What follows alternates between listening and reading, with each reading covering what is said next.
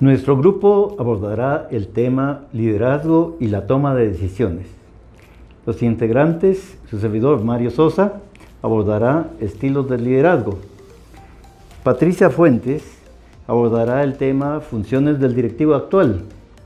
Juan Carlos Rodil abordará el tema toma de decisiones del rector. Y finalmente, Ilse Hernández, género y liderazgo. Estilos de liderazgo. Existen muchas formas de clasificar la forma de dirección de una organización.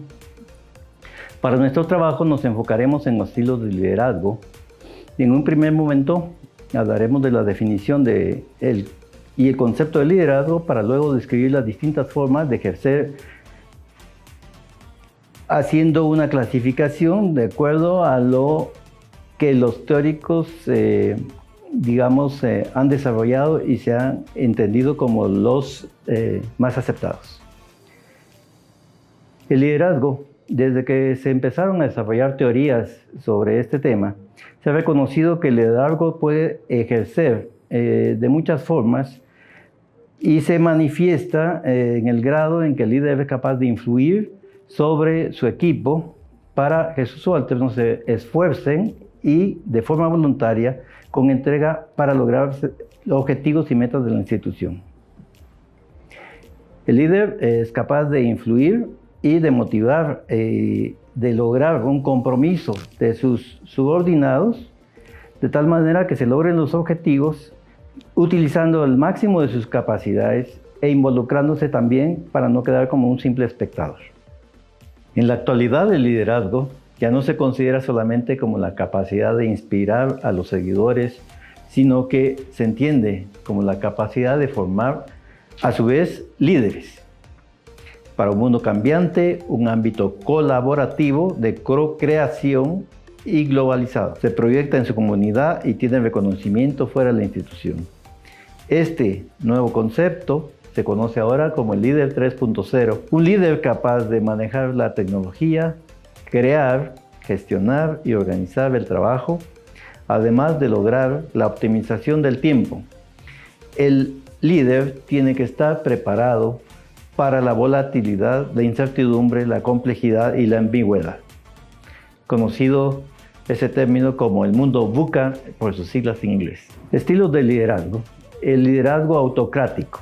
El liderazgo autocrático es un estilo de liderazgo en el cual el líder ordena y espera que se le obedezca. Se basa en la jerarquía. El líder espera obediencia y considera que es el único que es capaz de tomar las decisiones. Ostenta el poder absoluto sobre sus colaboradores, tiene el control y la fuerza y espera que sus órdenes se acaten. Muchas personas se sienten que al ser tratadas de esta forma les puede generar el deseo de ausentarse de sus labores y también genera una rotación. Además de enfrentamientos, si el personal no admite la sumisión, este es un estilo de liderazgo que puede ser efectivo para muchos trabajos sin calificación y de carácter más operativo. Los líderes burocráticos hacen todo tal como está definido en el manual. Siguen todas las reglas y los procedimientos de forma rigurosa. Se aseguran de que todo lo que hagan sus seguidores sea preciso para lograr los objetivos. Intentan resolver los problemas mediante el control y su poder proviene del control del flujo de la información. Es un estilo de liderazgo muy apropiado para trabajar cuando existen muchos riesgos de seguridad o la operación de maquinaria y sustancias tóxicas, o cuando entra en juego el manejo de grandes cantidades de dinero. Liderazgo carismático. El liderazgo carismático es el que es capaz de generar entusiasmo en sus trabajadores y destaca su capacidad de seducción y admiración. Este líder es visionario e inspirador, tiende a hacer el buen uso de la comunicación no verbal y estimula a todos los empleados. De todos los estilos, los líderes carismáticos tienden a creer mucho más en sí mismos que en sus equipos de trabajo. Esto puede generar problemas, ya que sus errores tienden a perdonarse y sus logros a mistificarlos. Un proyecto de una organización puede llegar a colapsar el día que el líder abandona el barco. Por esto, Las personas que integran el equipo tienden a pensar que sin el líder carismático no se alcanza el éxito. Liderazgo democrático. El líder democrático se caracteriza porque es el que toma la última decisión, pero es capaz de escuchar e invitar a las personas que integran su equipo a que contribuyan durante el proceso, atendiendo las recomendaciones que sirven para la toma de decisión. Esto no solo incrementa la satisfacción por el trabajo, sino que favorece el desarrollo de nuevas habilidades. Los miembros del equipo se sienten en control de su propio destino, así que se encuentran motivados para trabajar duro, más que por una recompensa económica. Se trata de un estilo de liderazgo que lleva tiempo desarrollarlo, pero que a menudo da excelentes resultados. El estilo de liderazgo puede adoptarse cuando resulta esencial realizar un trabajo de equipo y cuando la calidad es mucho más importante que la velocidad y la productividad. Liderazgo laissez-faire. Esta expresión del francés significa déjalo ser y se utiliza para describir los líderes que dejan que el equipo tenga un gran nivel de autonomía, por lo que los miembros del equipo pueden trabajar por su cuenta. Puede resultar bastante efectivo si los líderes monitorean lo que están consiguiendo y comunican al equipo de forma regular. El liderazgo laissez-faire es efectivo cuando los trabajadores cuentan con una larga experiencia profesional y tienen iniciativa propia. El tipo de liderazgo puede darse solo cuando los altos mandos ejercen suficiente control, lo que no significa que no exista monitoreo y seguimiento. Liderazgo orientado a las personas. El líder que se encuentra totalmente dirigido, en este caso, a organizar, hacer el de soporte y desarrollar a los integrantes de su equipo, preocupándose por cada persona y cómo sacar lo mejor de ello, hasta dónde pueden llegar y hasta dónde pueden crecer. Es un estilo participativo y tiende a empoderar al equipo y a fomentar la colaboración creativa. Este líder sabrá identificar la personalidad de cada uno de los miembros de su equipo, agruparlas según las necesidades y hacerlas crecer exponencialmente. A la hora de llevarlo a la práctica, la gran mayoría de los líderes utilizan este estilo, apoyándose también en el liderazgo orientado a las tareas. Liderazgo orientado a la tarea. Contrario al orientado a las personas, los líderes se encuentran orientados a la tarea, tienden a actuar estructurando el trabajo de su equipo, focalizando el trabajo en lo que debe ser cumplido y puede considerarse algo autocrático. Los líderes son muy buenos para definir el trabajo y los roles necesarios, ordenar, planificar, organizar y controlar, pero no tienden a pensar mucho en el bienestar de su equipo, por lo que se presentan problemas para motivar y retener a los colaboradores, ya que no importan las personas sino lo que hay que hacer de la forma más rápida, económica y eficiente. Liderazgo natural. El término describe al líder que no es conocido de forma formal, no es el jefe, de acuerdo a una jerarquía establecida. Cuando alguien de cualquier otro nivel de la empresa lidera de forma simple la satisfacción de las necesidades de un equipo, se describe como un líder natural. Otras personas lo llaman el líder servil, porque asume responsabilidades que no le corresponden y puede verse sobrecargado. Las personas apoyan el modelo de liderazgo natural, dicen que es una buena forma de trabajo en el mundo en el cual los valores son cada día más importantes. Acaban siendo partícipes de las decisiones del líder quienes siguen voluntariamente. Otras personas opinan que en situaciones muy competitivas los líderes naturales pueden perder lugar frente a otros líderes que utilizan diferentes estilos de liderazgo. Liderazgo transaccional. Este estilo de liderazgo nace de la idea de que los miembros del equipo llegan a un acuerdo para obedecer en todo a su líder, por lo que es el modelo de liderazgo para un nivel operativo donde se involucran aspectos más fisiológicos y de seguridad, satisfaciendo a los empleados a través de una recompensa material, pero sin activar otros detonantes de comportamiento más vinculados con la motivación intrínseca. La forma de pago es a cambio de un esfuerzo y la aceptación hacia diferentes tareas que les da el líder. El líder tiene derecho a castigar a quien considere que el trabajo no se realizó como el líder lo desea. Liderazgo transformacional. El liderazgo transformacional es considerado el verdadero liderazgo. Es el más completo de todos. según la mayor parte de los teóricos de este tema. Este estilo de líder inspira al equipo para el trabajo de forma permanente y transmite el entusiasmo. Así que es consciente de cuál es su papel y la necesidad de centralizar algunas acciones y delegar otras. El líder transformacional concibe el liderazgo como el ayudar a las personas a crear una visión común y a trabajar hasta que ésta se logre. La visión no es solo suya. Se trata de una visión compartida que cada persona considera propia. El objetivo de esta clase de liderazgo es generar transformaciones entre los miembros del equipo de cara al futuro del proyecto. El líder transformacional es capaz de sacar lo mejor de cada profesional. Sabe cómo potenciarlo al máximo y es capaz de aumentar los niveles de productividad y rendimiento, aportando en la creación de la cultura organizacional, siendo también un motor para la innovación. Algunas conclusiones y recomendaciones. El liderazgo en nuestras universidades, principalmente en el caso de las públicas, se manifiesta en un estilo democrático, en las que eventualmente surgen algunos líderes carismáticos a la par de aquellos que ejercen un liderazgo natural. Esto lo concluimos un poco de una observación empírica, vamos a decir, no es un estudio. Pero en el caso de las universidades privadas, entendemos que el estilo más predominante es el transformacional. Hay mucho más margen de acción y también hay un espacio para líderes carismáticos y también en algunos casos se da con algunas manifestaciones autocráticas. Se manifiesta también el liderazgo natural.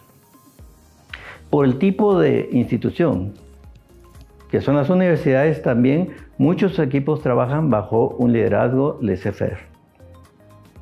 Como recomendaciones podemos indicar que cada persona en su lugar de trabajo puede y debe ser un líder. Para ejercer liderazgo debe sacar provecho de lo que sabe de su propia personalidad y experiencia. Debe reconocer sus capacidades innatas y adquiridas para aprovechar el estilo de liderazgo que debe aplicar de acuerdo a cada circunstancia, sin forzar su propia naturaleza, siendo fiel a sus creencias y sin traicionar sus principios y valores. En esta parte de la presentación les hablaré sobre las funciones del directivo actual. Partiremos definiendo lo que es dirigir. Dirigir una organización, empresa o cualquier tipo de institución es decidir la organización interna necesaria para que sea posible conseguir los objetivos de la institución, considerando los recursos humanos de lo que ésta dispone. Es así que la función directiva se vuelve clave para el éxito o fracaso de una organización. Y este éxito o fracaso depende de la forma como el directivo aborde sus funciones, sus habilidades y sus competencias.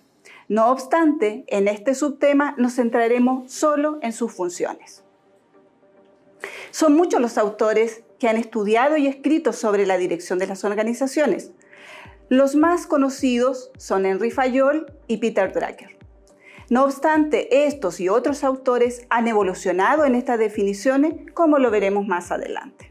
Así, la primera clasificación de las funciones, y considerada como la clasificación clásica del directivo, es la siguiente: planificar, organizar, dirigir y controlar. Estas 4 funciones básicas se aplican de manera cíclica, partiendo por la función de planificar. ¿Qué significa planificar? Planificar es definir los objetivos de la institución a través de la definición de su misión, de la visión y las estrategias con las cuales se determinarán estos objetivos. Luego, se pasa a la función de organizar. Organizar implica generar el plan en función de los objetivos planteados, definiendo la estructura, las funciones que cada uno dentro de su rol debe asumir, los sistemas a través de los cuales se implementarán estas estrategias y los procedimientos necesarios. Luego se pasa a la función de dirigir. El directivo debe ser capaz de comunicar, de motivar y de poder liderar a su grupo humano de trabajo. de manera que trabajen de manera armónica, en equipo y evitando y manejando los conflictos. Finalmente, la última etapa, la última función del directivo es controlar. Debe generar puntos de control, determinar indicadores, los sistemas de información que le ayudarán a realizar la evaluación y los plazos en los cuales se debe cumplir. Terminada la evaluación, se vuelve nuevamente a la parte de planificación para poder implementar la evaluación de los resultados. Pues bien, estas funciones se complejizan hoy en día para los actuales directivos, al encontrarnos en nuevos escenarios y contextos, como son la globalización, la internacionalización de las organizaciones, las condiciones económicas, entre otros. Por lo que se requiere que hoy en día la función directiva sea profesionalizada. Esto significa que el directivo debe formarse. Sobre este aspecto, les puedo dar un ejemplo de las instituciones públicas en Chile, donde los cargos directivos de este tipo de instituciones son elegidos y concursados a través de alta dirección pública. De esta manera, podemos definir y clasificar un nuevo grupo de funciones del directivo actual, que consideran a las 4 anteriores que ya hemos mencionado. Esta clasificación comprende 10 tipos de funciones para el actual directivo. Establecer y comunicar objetivos y planificar las estrategias y tareas. Organizar personas, asignándolas a puestos de trabajo y los recursos necesarios. Coordinar las tareas de los colaboradores y equipos. Comunicar y facilitar la comunicación de otros. Ayudar a las personas a gestionar su energía y su motivación. Controlar, evaluar y hacer seguimiento de los esfuerzos y los logros. Recompensar o sancionar. Solucionar problemas. Representar a su organización o departamento hacia el exterior. Y finalmente, ser un buen negociador. Para el cumplimiento de estas funciones, el directivo debe asumir los siguientes roles. Clasificados en 3 tipos. Roles interpersonales, en primer lugar, que es ser cabeza visible, representante hacia el exterior, líder, orientar, motivar, crear equipo y cultura. Enlace, relaciones con otros servicios, departamentos y personas. Un tercer grupo de roles son los roles informativos, donde debe ser monitor, receptor y centro de información, difusor hacia dentro de la organización y portavoz hacia el exterior de la organización. Por último, está el grupo de rol de decisión, donde debe ser empresario, explorador de oportunidades y amenazas, gestor de anomalías y de crisis, asignador de recursos y tiempos y nuevamente es ser buen negociador. De esta manera, las conclusiones de este tema son las siguientes. El tener clara la misión y principios de la organización facilita el resto de las funciones del directivo. Contar con el recurso humano calificado y con una gestión apropiada de este por parte del directivo es fundamental para el logro de los objetivos de la organización. Las funciones que les corresponde asumir al directivo de hoy día requiere de una preparación por parte de este, adecuándose a los nuevos contextos y escenarios globales. La forma como el directivo desempeña su función es determinante para el éxito o el fracaso de una organización. A continuación, abordaremos el tema toma de decisiones del rector. En general, el rector es para muchos procesos la máxima autoridad.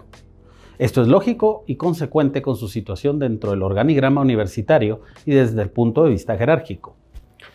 Aunque se podría pensar que hoy en día las decisiones importantes son mayormente colectivas, en la realidad existen decisiones que por su dinamismo y por la coyuntura deben ser tomadas con agilidad y visión.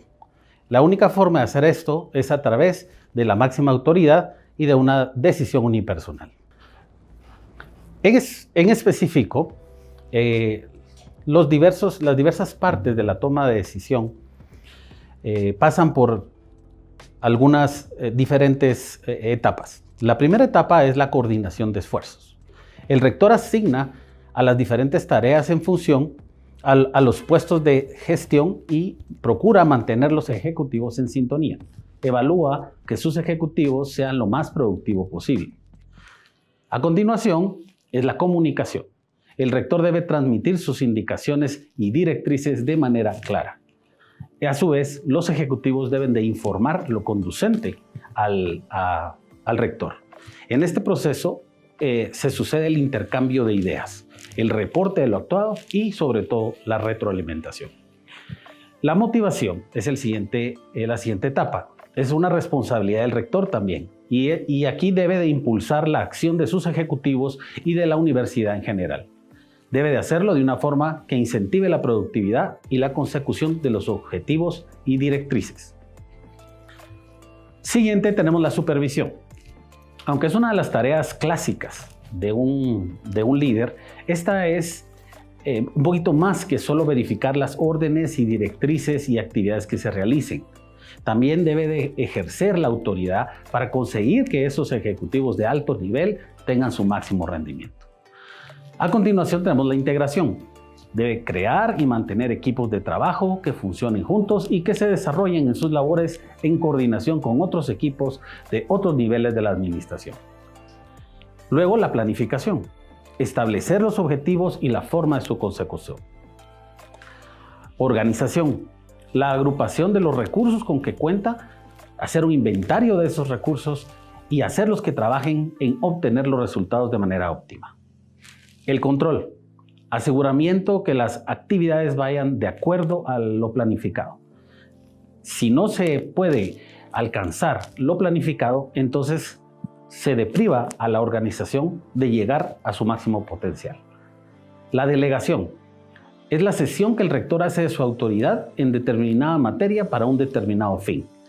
Importantísimo, el líder o el rector que no sabe delegar en sus altos ejecutivos las diversas funciones del plan, está centralizando de una manera que vuelve improductiva a la gestión. Por último tenemos el empoderamiento, que es la consecuencia lógica de la delegación. Cuando el rector hace esa delegación, la persona, el ejecutivo delegado para esa tarea, está empoderado para poder tomar las decisiones y decidir el rumbo de cómo llevar a cabo esa tarea. Luego tenemos una nueva dimensión de este tema, y es que se deben clasificar las decisiones del rector. Ya sabemos las competencias, ya hemos hablado de las competencias que tiene el rector o que debe de tener en su tarea, pero también parte del proceso es saber clasificar las decisiones. No todas las decisiones son o deben de ser atendidas al mismo ritmo o a la misma velocidad. Por ello es que atendemos a diversas clasificaciones de las decisiones para entender su nivel de urgencia. La primera clasificación es de acuerdo al grado de estructuración. Pueden ser decisiones programadas o decisiones no programadas. Obviamente la diferencia es que las decisiones programadas son decisiones que se toman conforme a un proceso de planeación.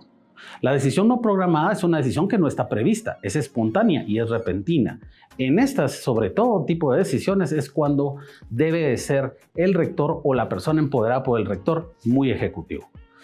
Segundo, según el grado de urgencia, podemos clasificar las decisiones según de rutina o de emergencia. Obviamente siendo las de rutina las usuales y las programadas. Pero tenemos las de emergencia, que son intempestivas y son imprevistas. Nuevamente, haciendo hincapié que en este tipo de emergencias es que se necesita la decisión unilateral del rector. Luego podemos dividir según su nivel de importancia para la organización. Y pueden ser entonces estratégicas o decisiones operativas. Las decisiones estratégicas son exigentes y son importantes por su impacto y son difícilmente reversibles, ya que están arraigadas en el plan de acción y en la estrategia de la universidad. En cambio, las decisiones operativas son las que se dan en la operación y normalmente tienden a ser estas decisiones las rutinarias y por ende tienen un nivel más bajo de exigencia. Luego podemos clasificar las decisiones según el número de personas que las toman y evidentemente tendremos las individuales y las colectivas. Las colectivas pues serán las que son por consenso de un grupo según un consejo directivo, y las individuales son las que toma el rector unilateralmente. Finalmente tenemos como parte de este tema el procedimiento en sí. ¿Cómo es que funciona el procedimiento de la toma de decisiones una vez esa decisión ya ha sido clasificada y se le ha dado su nivel de importancia? Empieza por definir el problema. El primer paso, evidentemente, en el proceso de toma de decisiones debe ser definir el problema. Se debe tomar una decisión. ¿Quién y por qué se debe de tomar esa decisión? ¿Qué se quiere lograr? ¿Y cómo se explica la situación? Si no tenemos claro cuál es el problema, no vamos a poder tomar una decisión jamás sobre cómo resolverlo. Entonces, la siguiente etapa es buscar la información relevante. Lógicamente, una vez definido el problema, necesitamos tener la información mínima necesaria para tomar una decisión informada y que sea coherente con la solución del problema. Debemos definir los criterios de decisión.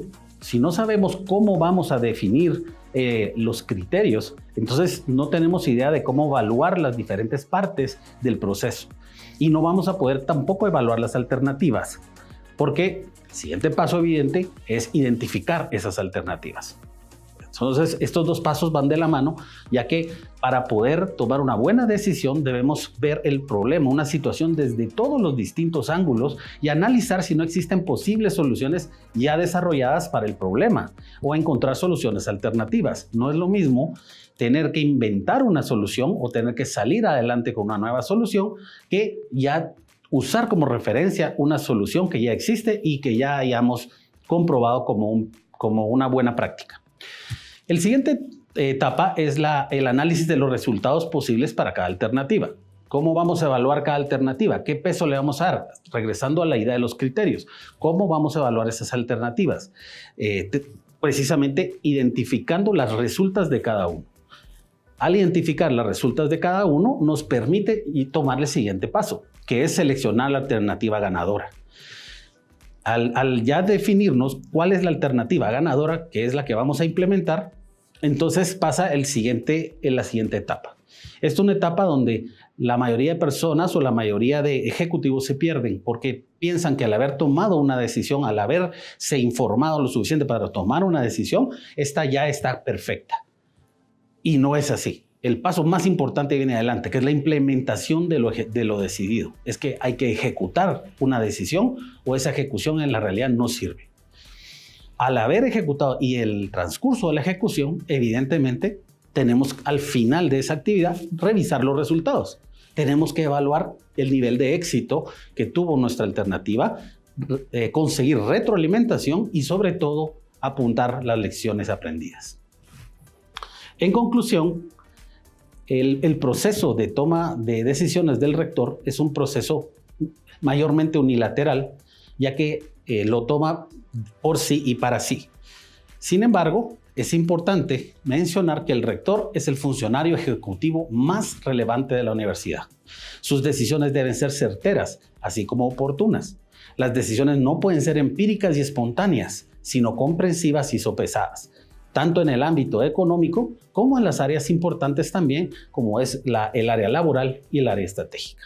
Como líder nato de la organización, el rector está llamado a tomar decisiones de una manera metódica y responsable. Debe clasificarlas, priorizarlas e identificarlas. Luego de definir el problema, contextualizarlo, buscar las alternativas y seleccionar una solución. Finalmente, al seleccionar esa solución, como hemos hablado, darle ejecución y seguimiento para poder llegar a el último paso, que es la retroalimentación y la identificación de las buenas prácticas para permitir que estas prácticas sean la base de los futuros procesos de toma de decisiones. Liderazgo y género. El liderazgo de género históricamente ha sido un tema controversial y de interés debido al cuestionamiento de saber qué género ejerce mejor el liderazgo. El estudio de las diferencias entre hombres y mujeres respecto a los estilos de liderazgo que emplean ha adquirido un interés creciente en las últimas décadas. En este sentido, se puede observar cómo la dimensión cultural es en gran parte la que se encarga de designar el lugar que cada género debe ocupar dentro de la sociedad. Es aquí donde se gestan en gran medida los factores que condicionan el ascenso, tanto académico, profesional, social, de ambos géneros. Existen varios enfoques y teorías que intentan explicar el liderazgo por géneros. En este sentido, es importante mencionar que dentro de este análisis está inspirado en las investigaciones y demostraciones de los doctores Mario Alonso Puig, Benjamin Libet y Richard Davidson. Todos ellos son neurólogos e investigadores del comportamiento y desarrollo humano. El doctor Mario Alonso Puig es miembro destacado de la Academia de Ciencia en New York. También pertenece a la Asociación Americana para el Avance de la Ciencia y es especialista en inteligencia y liderazgo. El doctor Benjamin Libet es investigador de la Universidad de California, quien investigó los factores determinantes para la toma de decisiones de las personas y que los lleva hacia el éxito. El doctor Richard Davidson es doctor en neuropsicología, fundador del Centro de Investigación de Mentes Saludables en la Universidad de Wisconsin-Madison. En este contexto, inspirados en la persona y sus capacidades, nos inclinaremos por definir el liderazgo como una característica que tanto género femenino como género masculino pueden tener. Es decir, que tanto hombres como mujeres son capaces de ejercer un liderazgo excepcional. Para crear la figura de un líder y decir que realmente es un líder, primero debemos entender el verbo liderar, que va más allá del género. Ve a la persona. Esto significa que todos los individuos podemos ser líderes. Cuando hablamos de liderar, no se habla de mandar ni de ordenar, para nada es eso. Se trata de inspirar, de movilizar, de favorecer con una alineación entre mentes y corazón, es decir, crear una visión compartida que sea ilusionante para todos, donde todos vean que avanzando juntos van a llegar más lejos a una visión exacta. El líder siempre va a estar ligado y basado en el servicio. Para nada es estatus, ni jerarquía, ni ego. Cuando una persona, es importante explicar esto, tiene un nivel jerárquico alto, su capacidad de influenciar es mayor. Sin embargo, esto no quiere decir que sea un verdadero líder. También el hecho de que una persona tenga un nivel jerárquico menor no significa que no pueda ser líder. Hemos visto muchos ejemplos de que el jefe es liderado por los miembros de su equipo. Esto no es una limitante, porque liderar va más allá de ver los géneros. Liderar es un verbo que podemos aplicar tanto en presente, pasado y futuro.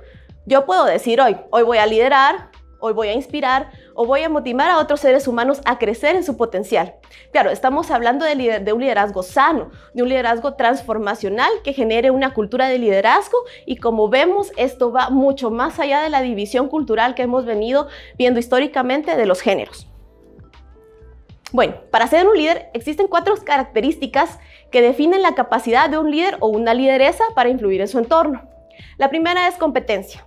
Todo líder debe ser competente en su campo, debe especializarse, debe adquirir las competencias necesarias, tanto disciplinares como blandas, para poder ser un líder y que lo que él diga tenga credibilidad. Debe tener visión. Sin visión no hay liderazgo. No se puede movilizar a las personas a un sitio a donde llegar si no hay un foco a donde llegar. Debe tener carácter. Debe ser fiable, íntegro, coherente. Alguien que busca siempre hacer lo que dice, alguien que mueve con su ejemplo. Y 4, debe tener química. No hay manera de liderar si no se conecta con otro ser humano. Se puede tener las 3 características anteriores, pero si no existe afinidad en los grupos, no será posible hacer conexión y ejercer un buen liderazgo.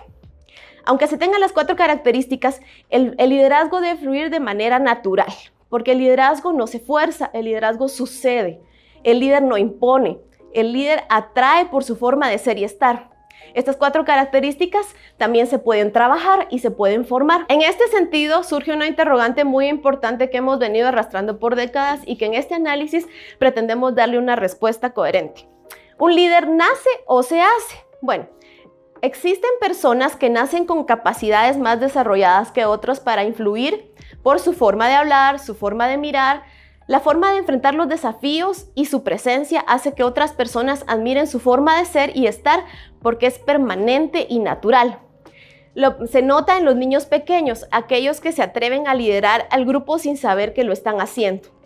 El profesor Richard Davidson, doctor en neuropsicología, demostró que existen características que hacen a una persona más atrevida que otra.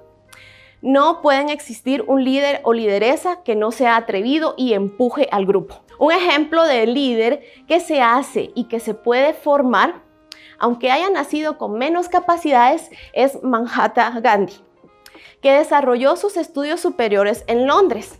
Ejerció la abogacía en Bombay, sin embargo, no ganó ni un solo debate ni un solo juicio, porque para ganar un debate se tiene que tener retórica y capacidades de convencer e influir en ese ámbito. Él era una persona físicamente pequeñita, bajita, con un voz poco sonante, y sin embargo fue alguien que movió al mundo entero. Alguien que no pudo mover a ningún juez fue capaz de mover al mundo entero.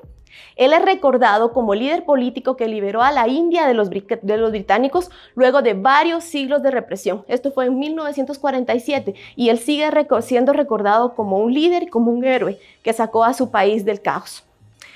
Cuando se dio cuenta de su liderazgo, que era ayudar a otros a ser mejores personas, entendió la génesis de lo que es un líder. No se lidera para mandar, se lidera para servir. Un líder no lidera para tener seguidores. Si se piensa que es eso, entonces no es un líder. En conclusión, el líder nace, pero también necesita formarse. Género y liderazgo, ¿en realidad existen diferencias? Vamos a iniciar con una pregunta. ¿Realmente es imprescindible el género dentro del liderazgo empresarial o en universidades? La respuesta es no. Independientemente del género, son las características de la persona las que marcan la diferencia en un equipo de alto desempeño. Hoy en día la participación del género femenino en el mundo de los negocios es notable, abriéndose camino en actividades que tradicionalmente correspondían al género masculino. Han alcanzado posiciones laborales inimaginables en el pasado. Sin embargo, existen varios factores limitantes para su desarrollo. El más importante es el cultural, que sitúa a mujeres y hombres en lugares donde la sociedad cree que deben estar. Esto no es cuestión si la persona posee ¿no? características de liderazgo, es netamente cultural.